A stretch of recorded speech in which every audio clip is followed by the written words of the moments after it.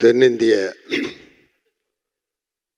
நடிகர் சங்கம் சார்பாக அருமை நண்பர் விஜி அவர்களுக்கு நடத்தி கொண்டிருக்கின்ற நினைவாஞ்சலியில் நானும் கலந்து கொள்வதிலே எனக்கு மனதிற்கு நிறைவை தருகிறது. இந்த வாய்ப்பை வழங்கிய தென்னிந்திய நடிகர் சங்கத்திற்கும்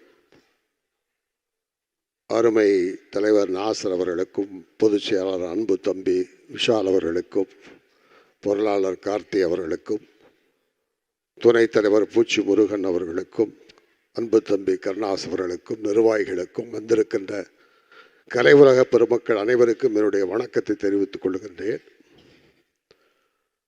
தனக்கு விவரம் தெரிந்த நாளிலே சினிமா மேல் ஏற்பட்ட மோகத்திலே ஒரு 10-15 வயதிலிருந்து முழுக்க சினிமா ரசிகராகி பிறகு திரைப்படத்திலே நடிக்க வேண்டும் என்று சென்னைக்கு வந்தவர் விஜய் அவர்கள். அவர் வந்த அதே காலத்திலே கிட்டத்தட்ட 46 வருடங்களுக்கு முன்னால் 77-78களிலே நானும் அப்படி ஒரு எண்ணத்தோடு இங்கு வந்து இருவரும் சேர்ந்து நட்பாக பழகிய நாட்கள் தொடங்கியது.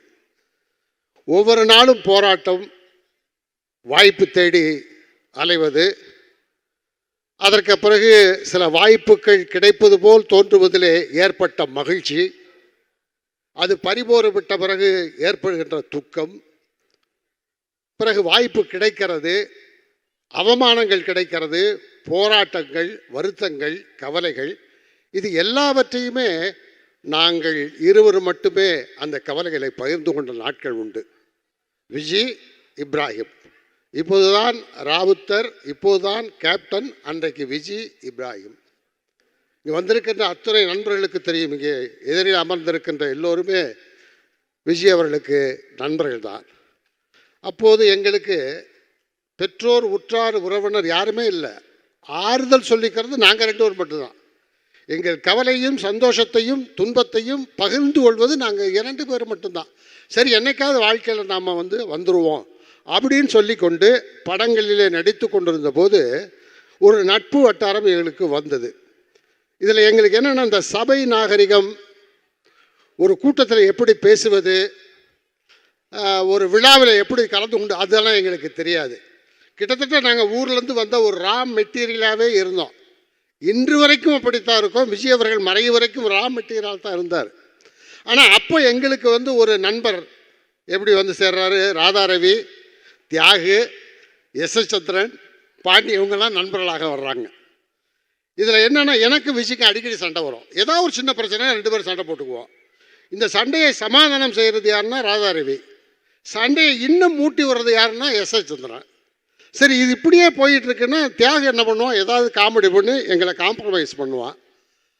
அந்த இதுக்கிடையில் பாண்டிய உள்ள போது என்னத்துக்காக சண்டை போடுறோம், என்ன விஷயமே தெரியாமல், அண்ணா நீங்கள் பேசுனது தப்புண்ணே, அண்ணா நீங்கள் பேசுனது சரின்னு சொல்லி இப்படி ஒரு கள்ளங்கபடமற்ற ஒரு ஆனந்தமான ஒரு மகிழ்ச்சியான நாட்கள். ஒவ்வொருத்தரும் ஒவ்வொரு பாதையில் கரைத்துறையில் போய்கிட்டே இருக்கும்போது விஜய் அவர்களுக்கு ஒரு பாதை, அந்த பாதையை அமைத்து கொடுத்தவர் மதிப்பிற்குரிய எஸ்.ஏ. சந்திரசேகர் அவர்கள். ஒரு பெரிய அங்கீகாரத்தை கொடுத்து, அதற்கு பிறகு சறுக்கல் ஏற்பட மீண்டும் வெற்றியை கொடுத்து, அதை தொடர்ந்து ராமநாராயணன் அவர்களுடைய படங்களிலே தொடர்ந்து அவர் நடிக்கிறார். நிறைய இயக்குநர்கள் அவர்களுக்கு அங்கீகாரம் கொடுக்கிறார்கள். அப்போது திரைப்பட கல்லூரியிலிருந்து ஆபாவணனுடைய குழுவினர்கள் வருகிறார்கள். அவர்கள் வந்த பிறகு திரைப்பட கலைஞர்கள் மூலம், திரைப்பட கல்லூரி மூலம் இன்னொரு பரிணாமத்தை அன்பர் விஜய்க்கு அவர்கள் அடையாளம் காட்டுகிறார்கள். ஒரு வெற்றி கோலத்தை போடுகிறார்கள். அந்த கோலத்திற்கு புள்ளி வைத்தவர் நான் என்கின்ற பெருமை எனக்கு உண்டு என்பதை நான் இங்கு மகிழ்ச்சியோடு சொல்லிக் கொள்கிறேன். அந்த வழியில்தான் விஜய் அவர்களுடைய திரைத்துறையிலே ஆபாவனுடைய தொடர்ந்து வந்த அருமை தம்பிமார்கள் ஆர்.கே. செல்வமணி, ஆர். உதயகுமார் அவர்கள், இவங்களெல்லாம் அவருக்கு அவருடைய கிரீடத்திலே வைர கற்களை பதித்தார்கள். இப்படி வாழ்க்கை தொடர்ந்து அவருக்கு வெற்றியிலே போய்கொண்டிருந்தது. அப்போது யார் 2 ஜாம்பவான்கள் கொடி கட்டி பறக்கிறார்கள், கமல், ரஜினி. அதுக்குள்ளே புகுந்து அடித்து ஜெயிச்சு வர்றாரு விஜய். அது மட்டுமல்ல, அதற்கப்புறம் அரசியலிலே ஒரு பக்கம் கலைஞர், ஒரு பக்கம் ஜெயலலிதா அவர்கள், அதுக்குள்ளேயும் புகுந்து அதுக்குள்ளேயும் வெற்றி பெற்றவர் தான் நண்பர் விஜயகாந்த். எனக்கும் அவருக்கும் அரசியல் கருத்து வேறுபாடுகள் உண்டு. ஆனால் இன்றைக்கு வரைக்கும் இந்த மேடையிலே நிற்கிற வரைக்கும் விஜய் அவர்கள் ஒரு அருமையான நண்பர், யதார்த்தமான மனிதர். எங்களுக்கு சப்போர்ட் பண்ணி இப்படி சபைக்கெல்லாம் கூட்டிகிட்டு போகிறது ராதாரவி. ஏன்னா நாங்கள்லாம் ரா மெட்டீரியல் ஆச்சே. நான் ஒரு பக்கம் ரா மெட்டீரியல், பாண்டிய சிஸ்டம் எல்லாம். ஆனால் அப்புறம் தான் கொஞ்ச நாள் கழித்து தெரிஞ்சது ராதாரவியும் ரா மெட்டீரியல்னு. அது லேட்டாக தான் எங்களுக்கு தெரிஞ்சது. எல்லாருமே அப்படியே முரட்டுத்தனமாக இன்ன வரைக்கும் இருக்கோம். அது என்ன ஒரு பாதுகாப்புன்னா, அந்த ரா மெட்டீரியல் இருக்கிறது பலமாகவும் இருக்கிறது, பாதுகாப்பாகவும் இருக்கிறது. அதனால் இனிமேலும் அந்த ரா மெட்டீரியலாகவே இருந்துட்டு போகலாம். ஏன்னா மறையும் வரைக்கும் விஜய் அவர்கள் யதார்த்தம். நான் ரா மெட்டீரியல் சொல்வது என்னென்னா, கள்ளம் கபடம் இல்லாமல் நம்முடைய பிறந்த மண்ணிலிருந்து புறப்பட்டு வரும்போது எந்த விஜயகாந்த் பரிசுத்தமான விஜயகாந்த் இருந்தாரோ அந்த பரிசுத்தமான விஜயகாந்த் மறையும் வரை இருந்தார் என்பதுதான். இங்கே நான் என் பக்கத்தில் அவருடைய அன்பு பிள்ளைகள் இங்கே ஏவி பார்க்கும்போது கண்ணீர் விட்டார்கள். அவருடைய மைத்துனர் இருக்கின்றார் சுதீஷ். கண்ணீர் விட்டால் நான் அந்த தம்பிக்கு யாருன்னு சொன்னேன், அழுகாத, இனிமேல் நீங்கள் மகிழ்ச்சியோடு இருக்கணும். எல்லா சாதனையும் செய்து விட்டார். அவர் நோய்வாய்ப்பட்டிருந்த போது பிள்ளைகளாக நீங்கள் எப்படி பார்த்து கொண்டீர்கள்? உங்கள் அம்மா அவரை எப்படி ஒரு குழந்தையாக பார்த்து கொண்டார். கவலைப்படாதீர்கள், இன்றிலிருந்து மகிழ்ச்சியாக இருங்கள். ஏன்னா ரொம்ப மகிழ்ச்சியான ஒரு ஆள், யதார்த்தமான ஆள்.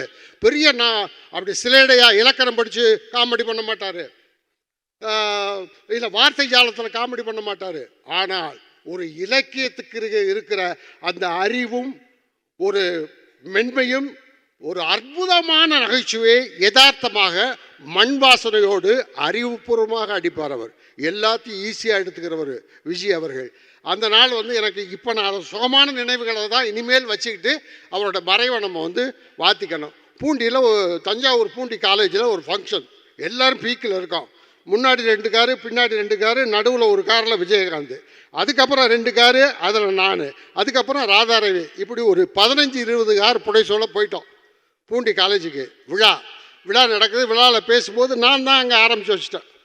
ஏதோ ஒரு வசனம் ஒரு நடிக்க சொன்னாங்க. நடிச்சுக்கிட்டே இருக்கும்போது ஒரு மாணவன் எழுந்து ஏதோ ஒன்று சொல்லிட்டா எனக்கு கோவம் வந்துருச்சு. நான் ஒரு வார்த்தையை சொல்லிட்டேன், பெரிய தகராறாகி போச்சு.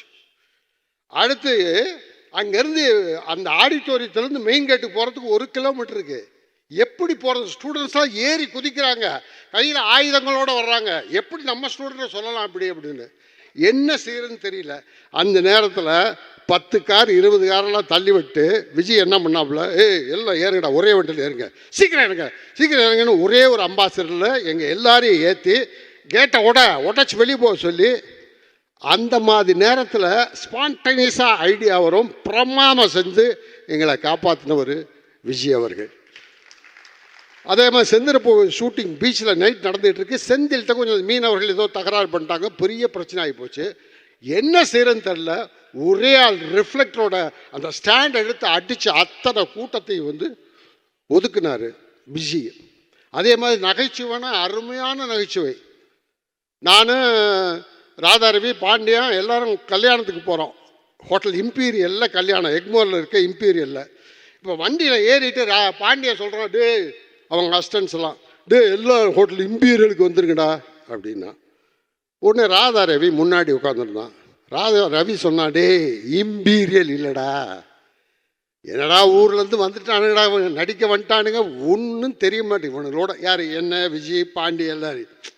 ஷப்பா, இதுக்கு தாண்டா நான் எங்களை மேய்க்கிற பெரிய இம்பீரியல் இல்லை பாண்டியா, இம்பீரியல் சொல்லு, இம்பீரியல் அடையாடா அப்படின்னா. பின்னாடி சீட்டில் பாண்டியன், நான், இந்த பக்கம் விஜய். நான் அப்படி கேஷுவலாக திரும்பி பார்த்தா விஜய் இல்லை. நான் சொன்னேன், தம்பி இங்கே மாட்டியாச்சு, ஒரு ஆள் மாட்டிக்கிட்டாப்புல அப்படின்னு. என்ன விஜய் இப்போ என்ன சொல்லிக்கிட்டு இருந்தேன்? அடுத்து என்ன தடவை கேட்பீங்க, அதான்டா நான் சொல்லி பார்த்துக்கிட்டேன். இதை விட ஒரு மென்மை வேண்டுமா? இதை விட ஒரு குழந்தைத்தன்மை வேண்டுமா? இதையெல்லாம் நினச்சிட்டு சந்தோஷப்படுவான். சாதிச்சிட்டாரு, பொது வாழ்க்கையில் சாதிச்சிட்டாரு, திரைத்துறையில் சாதிச்சிட்டாரு, அரசியலில் சாதிச்சிட்டாரு. இன்னைக்கு இங்கே இருக்கிற, உண்மையிலே நான் சொல்கிறேன், இங்கே இருக்க அத்தனை பேரும் உணர்வுபூர்வமாக, யாருமே போலித்தனமாக இங்கே நிற்கவில்லை. உணர்வுபூர்வமாக விஜயகாந்துக்கு மரியாதை நடிகர் சங்கம் செலுத்தி கொண்டிருக்கிறது. ஆகவே அந்த அன்பு பிள்ளைகளுக்கு சொல்கிறேன், மைத்துனருக்கு சொல்கிறேன், வீட்டில் தங்கச்சிக்கு சொல்லிடுங்க, மகிழ்ச்சியாக இருப்போம், எல்லாத்தையும் சாதிச்சிட்டாரு. இனிமேல் அவருடைய மகிழ்ச்சியான நினைவுகளை அசை போட்டுக்கொண்டு உங்கள் வாழ்க்கையில் நீங்கள் வெற்றியை நோக்கி செல்லுங்கள். விஜயகாந்தின் புகழ் வாழ்க. நன்றி, வணக்கம்.